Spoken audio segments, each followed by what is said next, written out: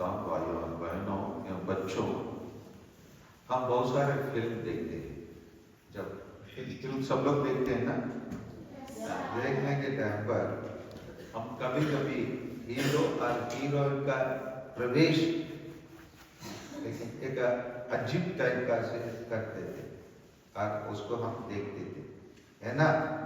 कभी कुछ घटना होते रहेंगे, पहले शुरू में हीरो नहीं आएंगे या हीरो नहीं आएंगे, वहाँ कुछ घटना होगा और उसको पूछताछ करने के रूप में, नहीं तो उस घटना में कुछ समस्या तो उस समस्या का हल करने के रूप में, नहीं तो वो समस्या को और बढ़ाने के रूप में। आजकल के हीरो लोग सब ऐसा ही है ना। लोग शुरू में शैतान रहेंगे, उसके बाद आप लोग, है ना, और वो शैतानी को हम लोग, है ना, प्रोत्साहन भी देते, ताली भी बजाते, क्योंकि वो हीरो है ना, इसलिए वो हीरो के कार्य को और हीरोइन के कार्य को हम लोग स्वीकार कर लेते हैं।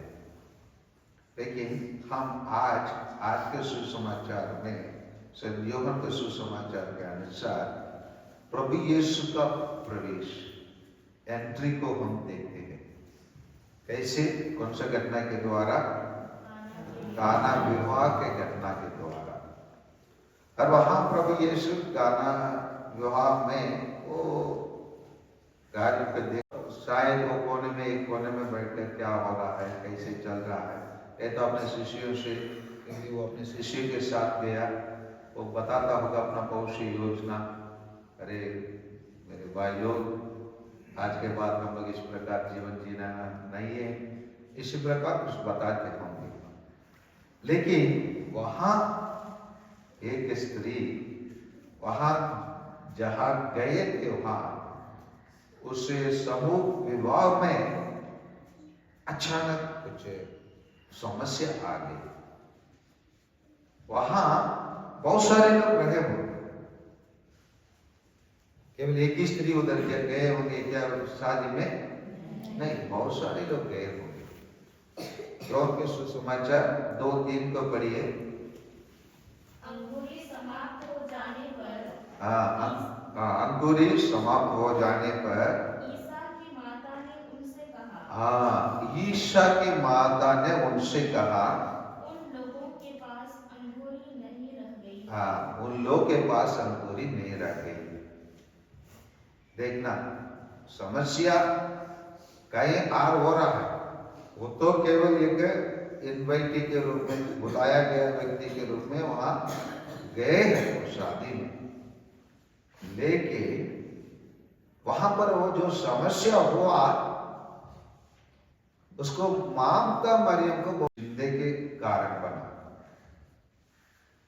इसीलिए हम प्रोटेस्टेंट भाई लोगों को और अन्य डिनोमिनेशन के भाई बहन लोगों को हम कहते हैं, माता मरियम केवल प्रभु यीशु को जन्म देने के लिए चुने नहीं गई। अभी प्रभु यीशु अपना मिशनरी कार्य कितना उम्र में शुरू करती है? 23 उम्र। उनके उम्र जब 30 हो रहा था तब शुरू किया। तो 30 वर्षों तक प्रभु यीशु के साथ माता मरियम चली। जन्म होने के बाद बेटा, ईश्वर ने मेरे को एक दिन अपना स्वर्गदूत को भेजा है, तो मेरे को एक आदेश दिया कि एक बेटा को जन्म देना है, और जन्म देने के बाद आप अपना कार्य करो, मैं अपने कार्य करूंगी बोल के माता मरियम अलग नहीं हुई, और उसी के लिए ईश्वर भी उसको कृपा पात्री नहीं बनाया। ईश्वर उसको इसलिए कृपा पात्र बनाया, तो ईश्वर के हर कार्य में, हर योजना में माता मरियम साथ दे, और कैसे काम करना है उसको भी माता मरियम जान रही है। प्रभु यीशु ने ऐसे बोला, 4 को पढ़िए। प्रभु यीशु कैसे उत्तर देते उसको पढ़िए। ईसा ने उत्तर दिया, ईसा ने उत्तर दिया, इससे मुझको और आपको क्या? बत्रे, इससे मुझको और आपका क्या है? वो क्या बोल रहे हैं? बत्रे, this is not my problem. ये हमारा घर का समस्या नहीं है, समस्या दूसरे घर का है। समझ में आ रहा है ना? तो तुम चुपचाप जाओ ना, क्यों उसको देख रहे हो? इसी प्रकार प्रोटेस्टेंट भाई लोग ले लेंगे। प्रभु यीशु हाँ नकारते हैं माता मरियम को, प्रभु यीशु हाँ नकारते नहीं है। प्रभु यीशु हाँ नकारने वाला व्यक्ति होते, प्रभु यीशु को पहले ही मालूम होगा वहां जब जाएंगे वहां अंगूरी प्राप्त रूप से नहीं होंगे। अगर नहीं मालूम होता तो वह ईश्वर नहीं है। समझ में आ रहा है ना? प्रभु यीशु को पहले ही मालूम था नहीं मालूम था? मालूम था। जब मैं जाऊंगा घटना होंगे, अरे ये माँ मेरी माँ भी चुपचाप नहीं रहेंगी, वो भी मेरे पास दौड़ के आएंगी। वो जानता था, प्रभु यीशु जानता था। प्रभु यीशु क्यों कहा? क्योंकि प्रभु यीशु को माता मरियम को साधारण माँ के रूप में रखना नहीं चाहता, उसको महान व्यक्ति के रूप में प्रकट करना चाहता, इसीलिए वो बतरे शब्द को प्रयोग किया। और कभी बोलेंगे बतरे शब्द तो अवमानिक शब्द होंगे, नहीं, अवमानिक शब्द नहीं है। आप लोग जाइए उत्पत्ति ग्रंथ अध्याय 3:20 में, जहां आदम है ना नाम देता है। 3:20 को पढ़िए। पुरुष ने अपनी पत्नी का नाम हेवा रखा। हाँ, पुरुष ने अपनी पत्नी का नाम हेवा रखा क्योंकि वह सभी मानव प्राणियों की माता है। हाँ, क्योंकि वह सभी मानव प्राणियों का माता है। वुमन मतलब यही होता है, स्त्री मतलब यही होता है, सभी मानव प्राणियों का माता माता मरियम को रूप में प्रभु यीशु हम प्रकट करते। क्योंकि पुराना हेवा या आदि स्त्री, पहला स्त्री पाप किए, पाप के कारण उसी पद को वो खो दिए और उसी को प्रभु यीशु यहाँ प्रकट करता है। नहीं तो वहां समाज में रहने वाले भी प्रश्न कर लेते हैं, अरे प्रभु यीशु कैसे आप करते हो? सबके सामने अपनी माँ को आप है ना बतरे कैसे बोलते हो? पूछते नहीं पूछते? जरूर पूछेंगे। अगर वो गलत होता, माता मरियम क्या कर देती? तो सबके सामने मेरे नाम को मेरे को माँ नहीं बोला, बतरे बोले, मैं डर जा रही बोल के वैसे कट जाती।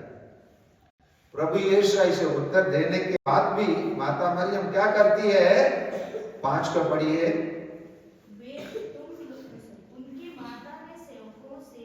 उनकी माता ने सेवकों से कहा, बेटे से बोलना बंद कर दिए, कहाँ उसको बोलना है, क्या काम होना है वो जानती है। तुरंत सेवक लोगों के पास चले गए। सेवक से कहा, क्या कहे? वे तुम लोगों से जो कुछ कहे। वे तुम लोगों से, वहीं पर भी ये नहीं बोली मेरे बेटा या प्रभु यीशु जो बोलेंगे उसी प्रकार उनके पास, वे उन लोग से उनके पास जाना, उनके पास, उन लोग भी समझ गए किसके पास जाना है। समझ में आ रहा है ना? माता मरियम किसके पास जाना है? माता मरियम यहाँ पर देखेंगे तो माता मरियम समस्या का हल करने वाला स्त्री नहीं है, लेकिन कल हल करने वाला के पास लेके जाने का काम कर सकती है। समझ में आ रहा है ना? जैसे उदाहरण के लिए हमको कोई, उदाहरण के लिए हम ये क्षमा का ले लेते, डिलीवरी का समस्या आ गया, जल्दी से उसको पहुंचाना है अंबिका को, है ना? तो क्या करना पड़ेगा? कोई गाड़ी को लेकर आना पड़ेगा। गाड़ी से जाएंगे तो जल्दी हम कहाँ पहुंचेंगे? अंबिका को पहुंचेंगे। वहां जाने के बाद डिलीवरी स्मूथ हो जाएगी, जल्दी हो जाएगी। एक गाड़ी कौन है? माता मरियम। समस्या को हल करने वाला कहां पर है? अंबिकापुर में है, लेकिन वहां हल करने वाला के पास जाने वाला साधन कौन है? माता मरियम। यही चीज को माता मरियम वहां पर करती है। वो नहीं बोली इस समय किधर आओ, 6 मटका में पानी भर दो, मैं देख मेरे बेटा तो इनकार कर दिया, मैं क्या कर रहा हूं बोल के ऐसे करने वाली माता मरियम नहीं। समस्या का हल करने का व्यक्ति कौन है, रास्ता कौन है, किसके पास जाना है, उसे लिए वो कहा वो जो कहेंगे वो कर दो। करने से आपके जीवन में चमत्कार, समस्या का हल होंगे। इसी को माता मरियम अपने बेटे के बारे में अच्छे से जानती थी। और प्रभु यीशु भी वहीं पर बतरे कहने का मतलब सभी प्राणियों को मां के रूप में प्रभु यीशु बताते हैं। यहीं पर भी नहीं, संत योहन के सुसमाचार में अध्याय 19 पद संख्या 24 और 27 को पढ़िए, वहां पर भी प्रभु यीशु ऐसे ही संबोधित करेंगे। ये तो अपना मिशनरी कार्य को शुरू करने के पहले, वो तो अपना मिशनरी कार्य का समाप्त होने के समय पर प्रभु यीशु अपने मां को फिर वो नहीं छोड़ा। प्रभु यीशु भी माता मरियम को नहीं छोड़ा, माता मरियम भी प्रभु यीशु को नहीं छोड़ा, उसके साथ यात्रा करती है। अभी यात्रा समाप्त होने का जगह आ गया है, वहीं पर भी प्रभु यीशु फिर माता मरियम को देखते हुए क्या कहता है, पढ़िए।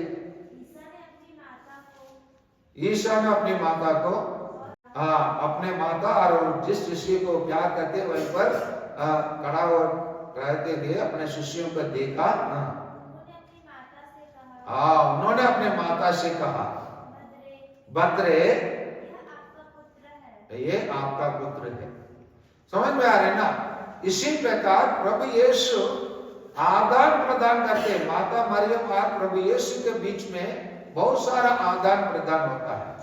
वह प्रभु यीशु वहां पर अपनी मां को वहीं पर यूहन्ना को समर्पित कर दिया।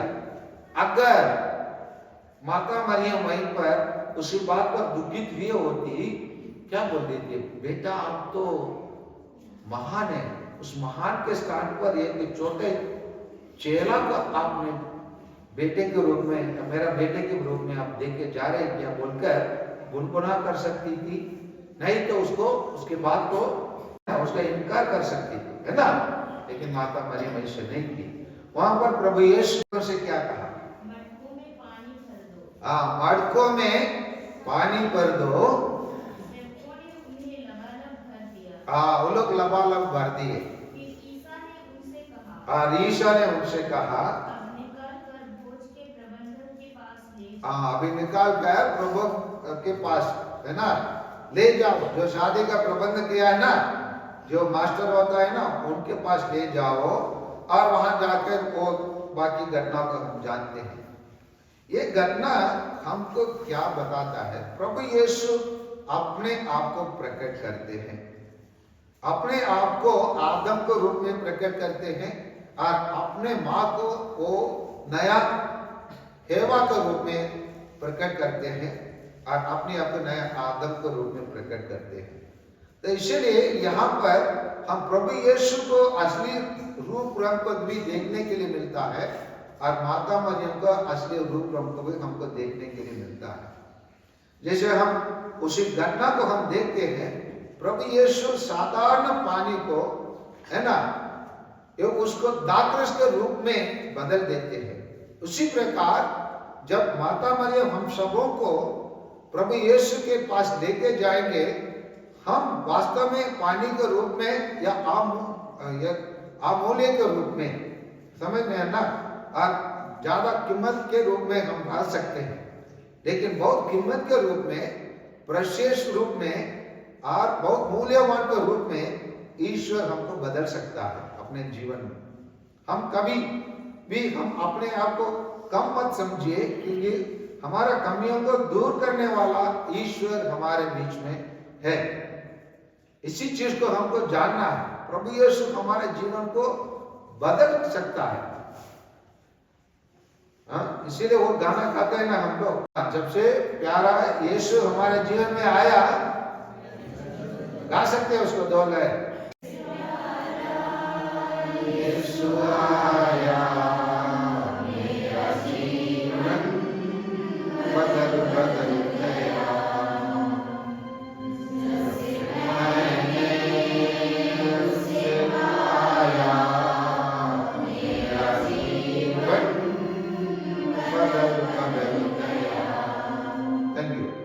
इधर देखे, वहां पानी दाखरस के रूप में बदला। यहाँ हम गाए, जब से प्रभु यीशु हमारे जीवन में आए हैं हमारा जीवन बदल नहीं बदला है तो हम गैर ईसाई के समान। समझ में आ रहे हैं ना? अगर हमारे जीवन में वो बदला नहीं दिखता है, अपना पड़ोसी और आपके बीच में कुछ अंतर नहीं है,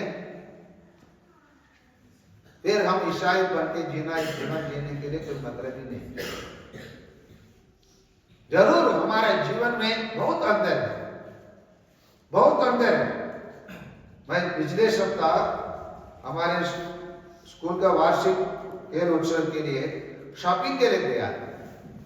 शॉपिंग करने के टाइम पर अधिकांश लोग जो दुकान चलाने वाला गैर ईसाई लोग होते हैं, और उन लोग हमारे लोगों के बारे में ऐसे बताते हैं कि सर आपके लोग जब दुकान करने के लिए आते हैं, उन लोग कभी भी गलत बिल नहीं बनाते। फादर लोग भी नहीं बनाते, सिस्टर लोग भी नहीं बनाते हैं, और आपके वर्कर लोग जो भी आते हैं, वो यंका भी हो सकता है, टिक्का भी हो सकता है ना, बड़ा भी हो सकता है, टोपी भी हो सकता है, लेकिन कभी उन लोग गलत बिल नहीं बनाते हैं। वो लोग बोलते हैं हमारे फादर सिस्टर लोग हमको डांटेंगे और हम लोग वो काम नहीं करेंगे। लेकिन अन्य लोग जो हमारे गैर ईसाई भाई बहन लोग जो लोग आते हैं, उन लोग कभी कभी कर देते हैं, और विशेषकर सरकारी नौकरी करने वाले जो लोग आ जाते हैं, वो लोग गलत बिल बनाते हैं। लेकिन इसी चीज को हम लोग मिशनरी लोगों में और ईसाई लोगों में हम लोग नहीं देखते हैं। यही है हमारा ईसाई लोगों का पहचान, यही है हम अपने आप को दर्शाते हैं। हम ईसाई बन के हम कैसे हम दूसरे लोगों से अलग जीवन जीते हैं, क्योंकि हम लोग 9:10 को पढ़िए। प्रोवर्ब्स को क्या बोलेंगे? प्रवक्ता है क्या? नहीं,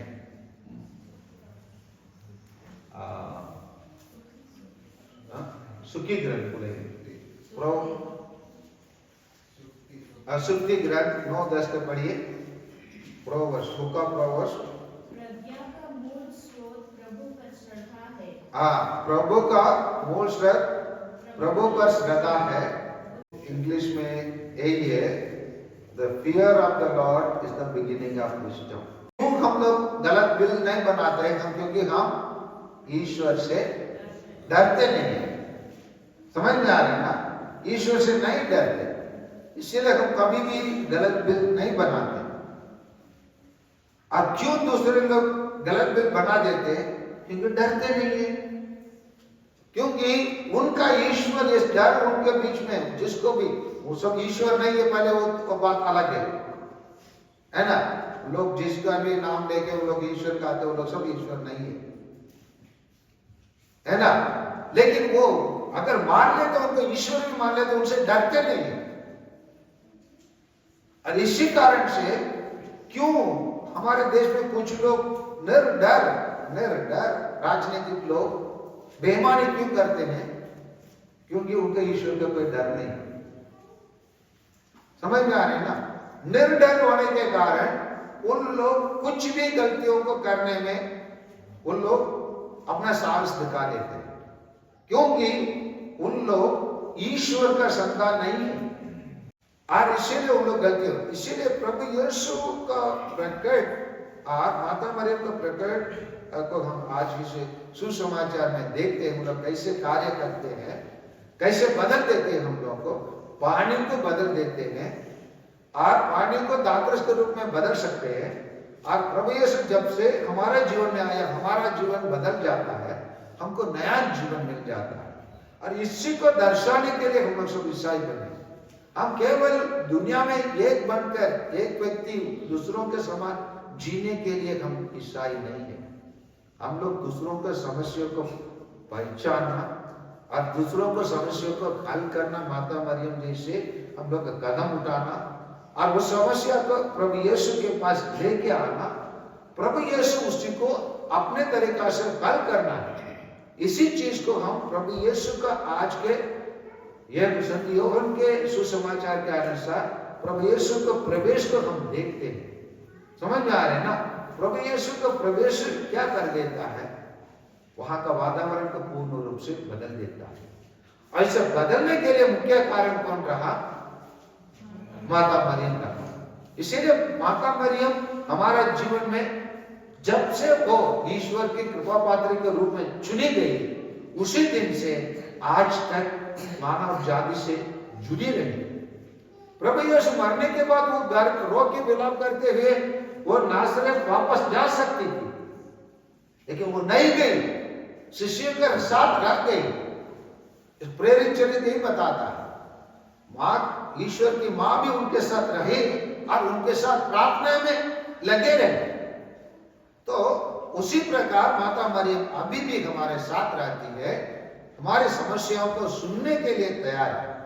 अगर वो सुनने के लिए तैयार नहीं होती और समस्याओं को जानने के लिए तैयार नहीं होती, एक महान स्थान जैसे हमारे देश में वेलागनी है और फ्रांस देश में लूर्द है ना, पोर्चुगल देश में है ना फातिमा, और ऐसे बहुत सारे देशों में बहुत सारे नाम से माता मरियम दर्शन देकर मानव जाति के लिए आज भी हमारा समस्या को दूर करने के लिए प्रभु यीशु के पास लेके जाने में तैयार है। और प्रभु यीशु भी हमारा जीवन को परिवर्तन करके हमको नया जीवन प्रदान करने के लिए जिस प्रकार वो पानी को बदला, उसी प्रकार हमारा मानव जीवन को बदलने के लिए, नया रूप रंग देने के लिए तैयार है। इसलिए आइए हम माता मरियम में और प्रभु यीशु पर विश्वास करें, क्योंकि 11:2-11 का पढ़िए।